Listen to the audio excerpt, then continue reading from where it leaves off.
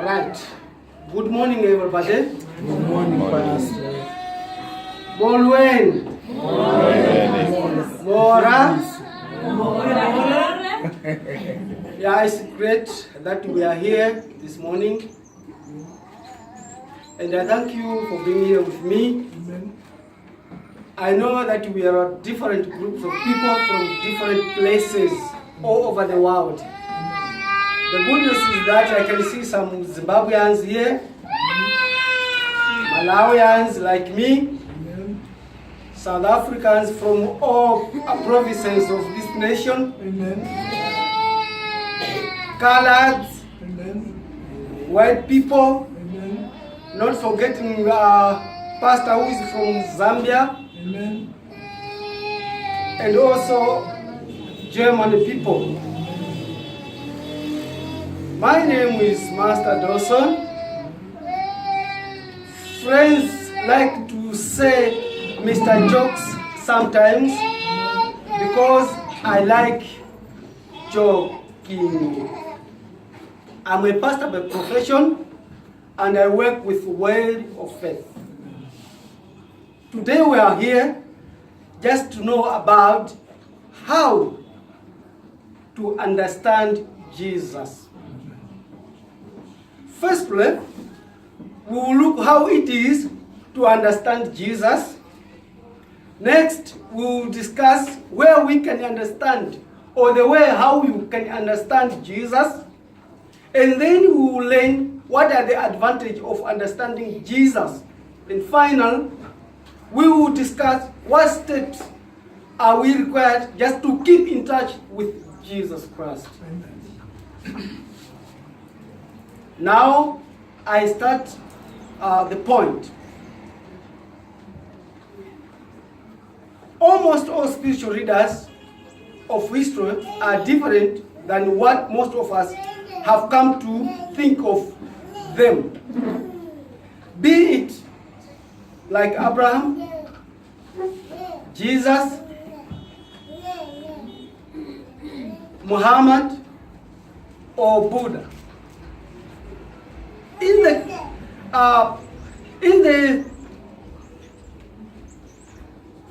case of Jesus, for instance, it is known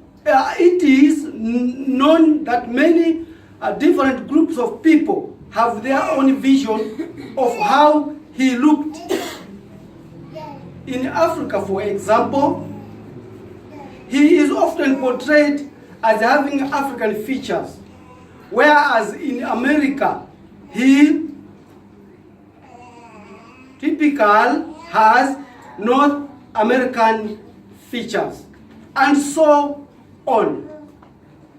I'm saying this just because we are all different. The way we look at Jesus Christ is not the same as the other people look at Jesus Christ. Amen. In most cultures, his physical view is meant to look like the people of the area or people of that nation. Amen. This happens because different groups of people have different beliefs and behaviors, even views of how they look at things. Amen. In truth, his teachings, as with his appearance, are often misunderstood. For you and me just to understand Jesus, it is important to understand the environment from which Jesus was born or from which Jesus came from. Amen. Amen. Jesus descended from a long line of spiritual leaders. Therefore, the focus of his teaching was not so much on the physical practices of religion, but more on the inner spiritual aspects.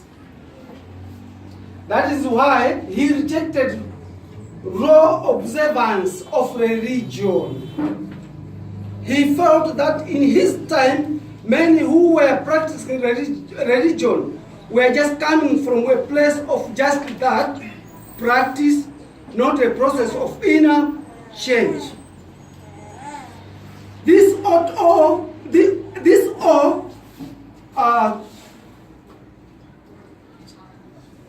all kinds of corruption and negative interpretations of religion, spiritual, and the understanding of God's purpose for putting man just to earth. When you look at it from this view, one of Jesus' important message was, do not get stuck in ritual. Amen. If you are authentic in your spiritual work, then you are constantly growing and improving on the inside. Never practice religion simply as an external action. The purpose of it all is to bring internal change to become a better person.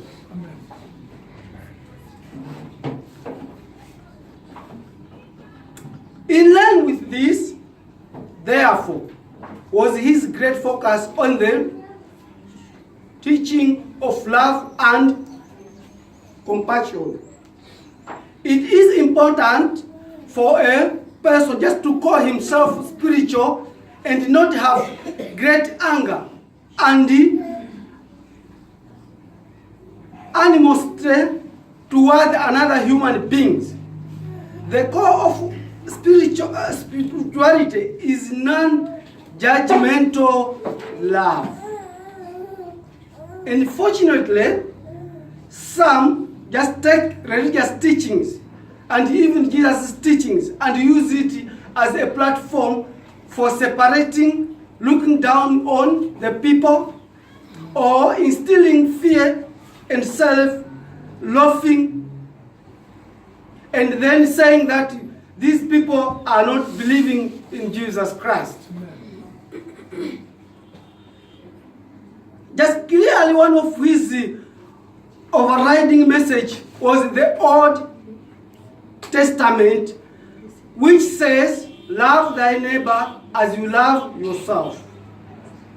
There is nothing a person seeking spiritual can be doing in their lives that leads just do anything different than on opposite from this message. Jesus wanted us to understand that religious is here just to bring us back. Then we go and follow his goal. If this is truly understood, then love and compassion must lead to become one in relationship. Through his experiences as one who went against the status, he was both marginalized and persecuted. As a result, he just clearly gained a great appreciation for the importance of holding a space for others who have opposite views. He was spent his life remaining against intolerance and lack of human dignity for those who are different and just to those with whom we very much disagree.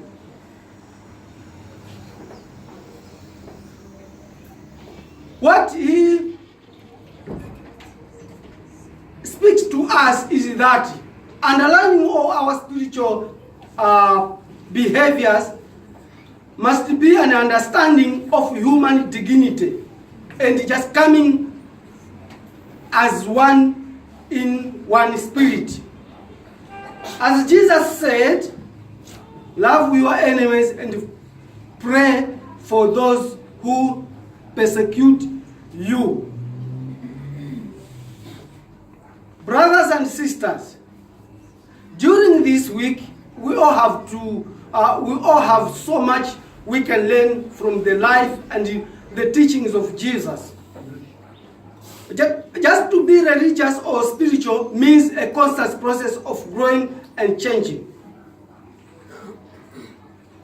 constantly becoming a better and a better person, knowing that none of our beliefs may or should they bring us anything but a growing sense of love,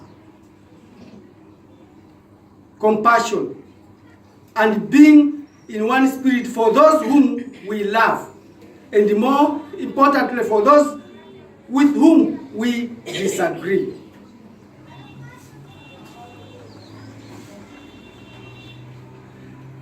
Lastly, as we all heard from the one who was preaching here, he said faith is something that can make somebody just to be in Jesus Christ. Therefore, as I look at what I prepared for you, the only thing that we should follow is the way you understand Jesus Christ in your beliefs is also the same as what others believe in Jesus Christ, only that we are different in actions. Therefore, it is not good and wise for us to disagree each other.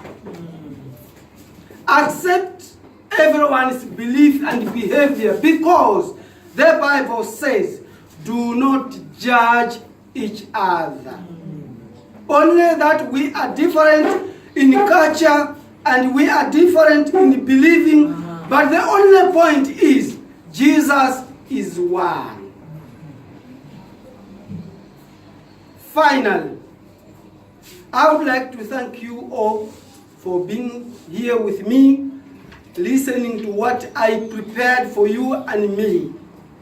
May all these teachings enable us to experience the great light and the power of Jesus Christ for this week. Thanks very much for being with me. Amen.